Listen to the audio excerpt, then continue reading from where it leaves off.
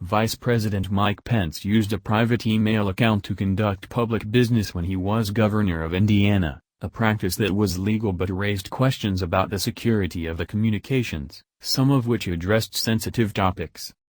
Mr. Pence used an AOL email account to communicate with top advisors on matters including the security gates at the governor's residence and the state's response to terrorist attacks across the globe, the Indianapolis Star reported Thursday night. Mr. Pence's use of personal email to conduct public business echoed Hillary Clinton's use of a private server and email account when she was Secretary of State. That practice was the subject of investigations, drew considerable criticism from Republicans and was frequently used as fodder by President Trump during his campaign. In an appearance on Meet the Press in September, Mr. Pence, who took office as governor in 2013, said Mrs. Clinton had used the private server to keep her emails out of the public reach, out of public accountability. A spokesman for Mr. Pence, Mark Lauder, told the Star that any comparisons between Mr. Pence and Mrs. Clinton were absurd.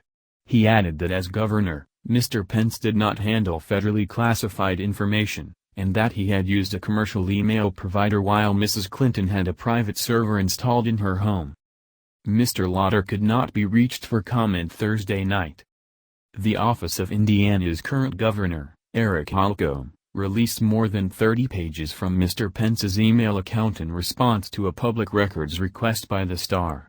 The state did not release an unspecified number of other emails, saying they were confidential and too sensitive to make public.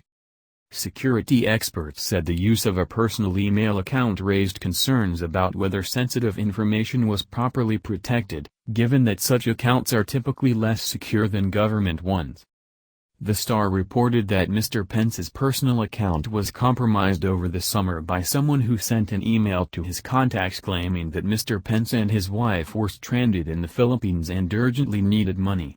Mr. Pence sent an email apologizing to those who had received the fake message and set up a new AOL account. The hack appeared to be part of a broad attack, not directed at Mr. Pence specifically.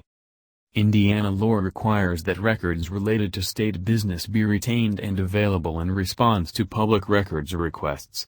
While emails on state accounts would be captured by state computer servers, messages sent on a private account would be hidden unless steps were taken to make them available.